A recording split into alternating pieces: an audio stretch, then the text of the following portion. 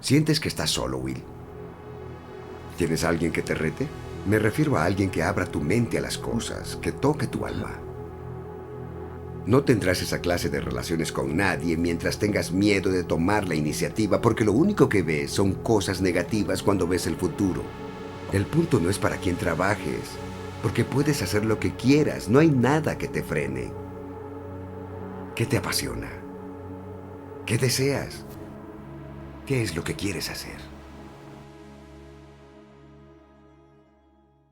Nuestra película empieza en Harvard con el profesor Lambeau, un profesor de matemáticas que como manera de broma deja un problema matemático ultra difícil para sus alumnos. El que logre desarrollarlo no solo se ganaría su respeto, sino también fama y fortuna, ya que los únicos que lo han logrado son premios Nobel. Aquí conocemos a nuestro personaje principal, Will, un joven problemático, para definirlo de alguna manera. Este trabaja en Harvard como conserje, se queda viendo el problema que dejaron en la pizarra y cuando llega a casa, él, sin dificultad alguna, lo resuelve, y al siguiente día escribe la resolución del problema en la pizarra. Pasan los días y el profesor Lambeau se entera que su problema casi imposible de resolver fue resuelto, pero no sabe quién lo hizo, así que decide dejar un nuevo ejercicio. Mientras tanto, Will pasa el día con sus amigos, Morgan, Billy y su mejor amigo Chucky, con los que se encuentra Carmine, un ex compañero de la escuela de Will que solía golpearlo. Así que nuestro prota decide devolverle el favor y le rompe la cara. Pero la policía llega al lugar y en la euforia del momento Will termina agrediendo a un oficial, así que lo llevan al calabozo. Al día siguiente es liberado y Chucky lo espera para llevárselo a casa, aunque en unos días tendrá que volver a comparecer, o sea, saldar deudas con la ley. Will se encuentra con el nuevo problema matemático y sin mucho esfuerzo decide resolverlo, encontrándose esta vez con el profesor Lambeau, pero el profesor piensa que Will solo está molestando, así que decide apartarlo. Así que Will toma la decisión de mandarlo al diablo, y solo después de irse, el profesor se da cuenta de que él ha sido la mente brillante detrás de estos problemas. En la noche, nuestro protagonista vuelve a salir con sus amigos a un bar de estudiantes de Harvard, donde Chucky decide acercarse a un par de chicas, pero es un completo desastre, porque intenta hacerse pasar por estudiante cuando claramente no lo es. Así que un estudiante que estaba en el mismo bar intenta ponerlo en su lugar hablando de libros de historia y citando grandes autores, pero Will va al rescate de su mejor amigo, poniendo al estudiante en su lugar debido a que no tiene pensamiento crítico o una idea propia, y lo único que hace es repetir las historias y frases de otras personas brillantes. Qué triste. En fin, poner en su lugar a este tipo hizo que una de las chicas se interese en Will, Skylar, quien le da su número para, quién sabe, quizás tomar café o comer caramelos. Por su parte, Lambeau ahora se encuentra en la búsqueda de Will, quien ha estado faltando al trabajo porque está en observación por la policía. Así que lo encuentra en el juzgado donde lo escucha defendiéndose, citando la constitución y bla bla bla. No sirvió de nada porque igual lo metieron preso y le dieron una fianza de $50,000. Ya en la celda, el profesor Lambeau por fin puede conversar con Will,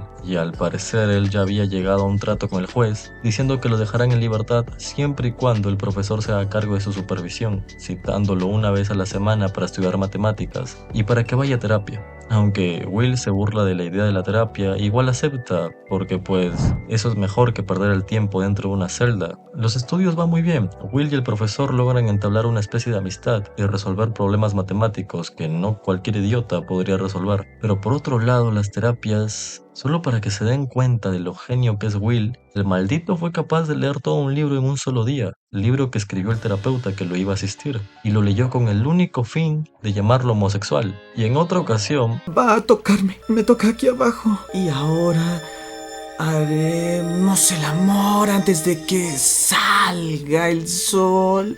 bueno, ya lo vieron. Todos los terapeutas que trataron a Will decidieron que era mejor idea hacerse a un lado, y nadie los culpa. Así que el profesor Lambeau decide buscar un viejo amigo, Sean, el mejor personaje de la película. Este decide tratar con Will, ya que los dos provienen del mismo barrio. Ya en el consultorio, el maldito de Will se mete en la cabeza de Sean, gracias a una pintura que vio en su despacho, una pintura que Sean había realizado, un barco en medio de una tormenta. Sean no tiene problema con nada de lo que dice, hasta que hace mención con la posibilidad de que a Sean lo abandonó su mujer. Y bueno, el terapeuta decide ahorcarlo y amenazarlo de muerte, con lo que Will se va del consultorio, pero a diferencia del resto de terapeutas, esta vez Sean decide seguir tratando a Will. Esa noche, Will y Skylar tienen una cita donde Skylar le confiesa que a diferencia de la mayoría de los estudiantes, ella es la que está pagando su educación y no sus padres. Y en esta misma cita se dan un beso. Y ya, eso es todo. La segunda terapia de Will ocurre en un parque, donde Sean pone en su lugar a Will de una manera bellísima, casi poética. Tan buena que la voy a narrar tal cual porque cambiarle una sola palabra sería pecado.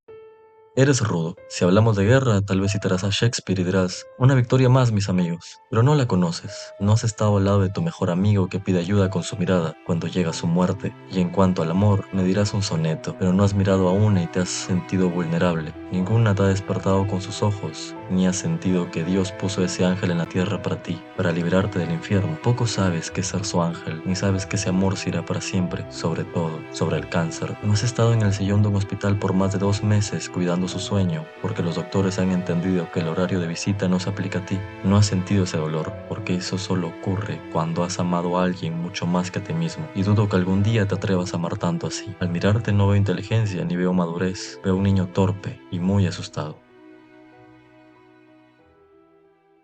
Después del tremendo discurso que se aventó Sean, también nos enteramos de que Will es huérfano y todo lo que le dijo el terapeuta fue para ganarse su confianza. Todo esto para que en la siguiente sesión no se diga ni una sola palabra. 1 hora completa callados, y esto, en palabras de Sean, fue una prueba para demostrar que él no hablará si Will no lo desea. Y en la siguiente sesión, ahora sí, después de un chiste para romper el hielo, vuelven a hablar y Will le cuenta sobre Skylar. Sean lo llama novato por no volverla a llamar, así que le habla sobre su esposa fallecida y cómo lo que más ha importado son esas pequeñas cosas que vivieron juntos. Nadie más sabía, solo ella y él. Eso, a final de cuentas, se vuelve lo más importante. Will dice que no la ha vuelto a llamar porque cree que la chica es perfecta y no quiere echarlo a perder. A lo que Sean responde con, quizás tú eres perfecto y no quieres echarlo a perder, pero ahórrate el suspenso. La verdad es que ni tú ni ella son perfectos. La cuestión es si son perfectos el uno para el otro. Así que el siguiente día, Will no la llama. Va a verla a su cuarto para invitarla a salir y se van juntos a ver carreras de perros. Llámame loco, pero me parece un muy buen plan para una cita. Skylar pregunta sobre la vida personal de Will, pregunta respecto de sus padres y si tiene hermanos. Y él miente, dice que sus padres no tuvieron control y que tiene 2 hermanos. Will tiene miedo a contar la verdad, a abrirse, porque si muestra sus vulnerabilidades, sabe que puede salir lastimado. Así que decide mentir, vivir en una realidad que no es la suya, porque a veces la verdad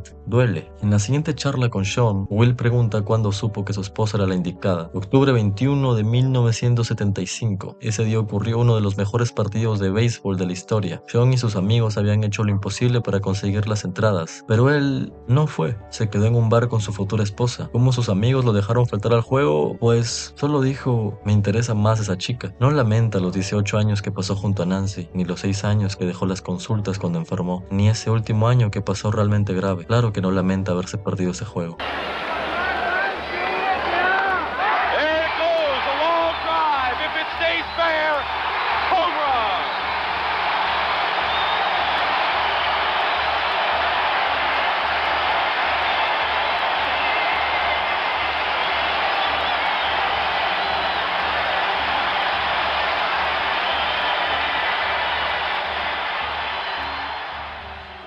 Por otra parte, Sean y Lambeau se juntan en un bar para hablar de Will. Lambeau pregunta si han estado hablando sobre su futuro, y pues no, aún están ocupados hablando de su pasado. Pero Lambeau insiste, ya que múltiples propuestas de trabajo le están llegando a Will. Pero Sean defiende la idea de que Will debería saber qué es lo que quiere antes de simplemente meterse a trabajar en algo a lo que lo estén forzando. Aunque, bueno, Will ahora mismo debería estar en una entrevista de trabajo, pero en lugar de eso mandó a un representante, Chucky. Lo único que hizo fue robarle $200 a los entrevistados, así que punto para Sean. Por su parte, Will y Skylar pasan la tarde juntos y la chica le pregunta a Will si él sería capaz de mudarse con ella a California. Y Will dice que no, que lo único que Skylar quiere es una aventura con él hasta que encuentre a alguien que sea aceptado por sus padres y con el que se termine casando. Y aquí descubrimos que el padre de Skylar falleció cuando ella tenía 13 años y sí heredó su dinero, pero si fuera por ella lo devolvería todo solo para pasar un día con él. Y la siguiente escena es una maldita locura. Tengo miedo. ¿A qué diablos le tengo miedo? ¿Tienes miedo de que no te ame también?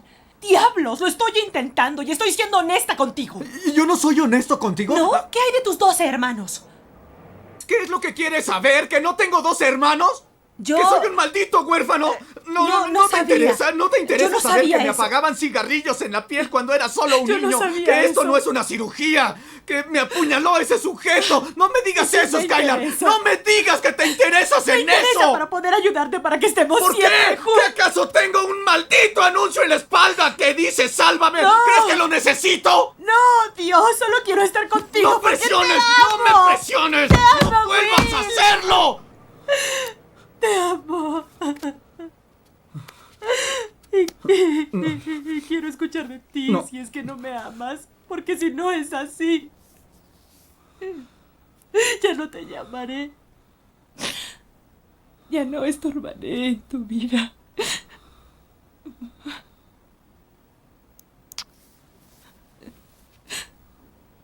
No te amo.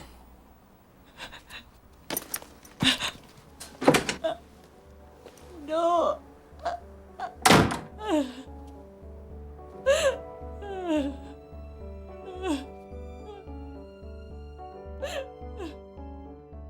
Ese día fue el punto de quiebre. Después de eso, Will entrega al profesor Lambeau un trabajo que había estado realizando, pero le da tan igual que lo quema enfrente del profesor, porque no le importa hacer algo tan fácil, no lo disfruta, no le encuentra sentido, no realiza ningún esfuerzo y podría hacerlo con los ojos cerrados si quisiera, pero para el profesor, alguien que quisiera, pero simplemente no puede, haber encontrado a alguien tan brillante como Will lo destroza, sobre todo viendo que éste está tirando todo lo que él anhela a la basura y se arrepiente de haberlo conocido, porque quizás así dormiría más tranquilo. Una siguiente entrevista de trabajo que tiene Will es con la CIA y los manda al demonio de una manera muy peculiar, porque ¿para qué querría trabajar para un lugar donde descifras la ubicación de rebeldes a los que luego tu país hace explotar solo para robarles petróleo? ¿Qué es lo que quieres hacer?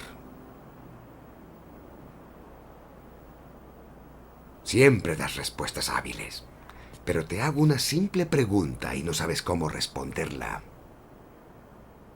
Porque no la sabes. Will llama a Skylar para despedirse, ya que ella volará dentro de poco. Ella le vuelve a decir te amo, pero Will no hace lo mismo. Skylar sube a su vuelo, lo busca con la mirada en el aeropuerto, pero él no está ahí. Will trabaja junto a Chucky como obreros. Durante el descanso ellos hablan. Chucky pregunta cómo le va con las consultas y Will dice que acabarán cuando cumpla 21 y que le han propuesto algunos trabajos, pero nada le interesa. Al fin y al cabo, terminará viviendo ahí el resto de su vida, pero Chucky no opina lo mismo. Le dice que si en 20 años sigue aquí demoliendo ladrillos, va a matarlo. Tú tienes algo único. Muchos querrían ser como tú, pero si sigues aquí en 20 años sería una estúpida pérdida de tiempo. Chucky confiesa que cada día que va a su casa para llevarlo al trabajo, espera que un día Will no esté, que se haya ido, sin despedirse, simplemente que se vaya, porque él está hecho para cosas mucho más grandes. De vuelta al consultorio, Sean sostiene el expediente de Will. Comparten unas últimas experiencias. El padre de Sean era alcohólico. Volvía a casa buscando a quien golpear, y él lo provocaba para salvar a su madre y a su hermano. Y el padre de Will le daba a elegir entre un cinturón o una llave inglesa. Por eso el expediente dice desorden afectivo, miedo al abandono y esa clase de cosas. Sean no sabe todo de Will, pero sabe una cosa. No es tu culpa. No es tu culpa. No es tu culpa. No es tu culpa. No es tu culpa. No es tu culpa. No fastidies, ¿oíste? No fastidies, yo no tú. No es tu culpa.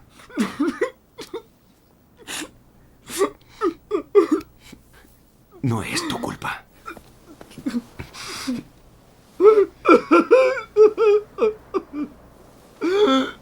Dios. Lo lamento, Sean. Lo lamento.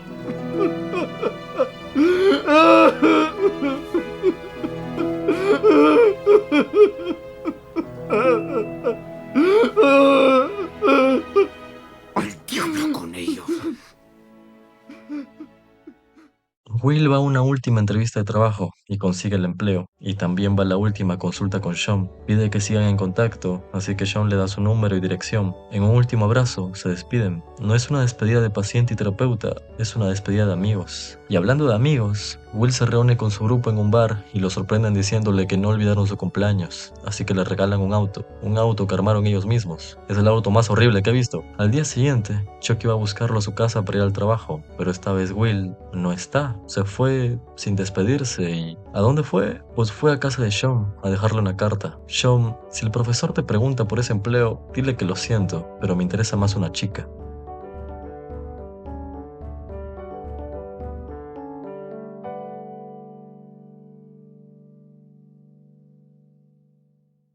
Ahora, ¿de qué trata Mente Indomable? Hace mucho leí en un libro que nuestro autoconcepto está formado por las últimas experiencias que vivimos. Es por eso que Will se considera como un abandonado, que las primeras personas que debieron demostrarle amor y compañía, o sea, sus padres, lo abandonaron. Incluso su padre llegó a maltratarlo. Es complicado volver a abrirse después de vivir una experiencia parecida. ¿Qué te asegura que la historia no se volverá a repetir, que no volverán a abandonarte, que no volverás a perder? ¿Qué te asegura que todo saldrá bien esta vez? Nada, nada te lo asegura. Muchas veces nos martirizamos por cosas que no están en nuestro alcance, cosas que no podemos cambiar. No elegimos a nuestros padres y no elegimos las decisiones que las demás personas toman. Así que solo queda aceptar una cosa, no es nuestra culpa. Tampoco se trata de buscar culpables, se trata simplemente de aceptarlo, de aprender a vivir con eso y seguir. Si nuestro autoconcepto se forma con nuestras últimas experiencias vividas, entonces la única manera de cambiar lo que percibimos de nosotros es viviendo más experiencias. Y para eso lo único que podemos hacer es volver a levantarnos. Aunque nada ni nadie te asegura que las cosas saldrán bien, hay que volver a levantarse, porque si no te mueves, te estancas. Y quedarte en el mismo lugar durante 20 años es una estúpida pérdida de tiempo. Así que, aunque te dé miedo dar el primer paso, de lo que sea, hazlo, así sea con miedo, pero hazlo. Ninguna manera en la que te han herido ha sido tu culpa, así que no te martiries por lo que no puedes controlar. En fin, muchas gracias por llegar hasta esta parte del video. Si te gusta mi contenido, házmelo saber con un me gusta. Y si quieres ver más de mi contenido, considera suscribirte para que YouTube te notifique cada que suba un nuevo video. En la pantalla te dejo 2 videos más que podrían interesarte. Mis redes están en la descripción. Y sin nada más que decir, chao.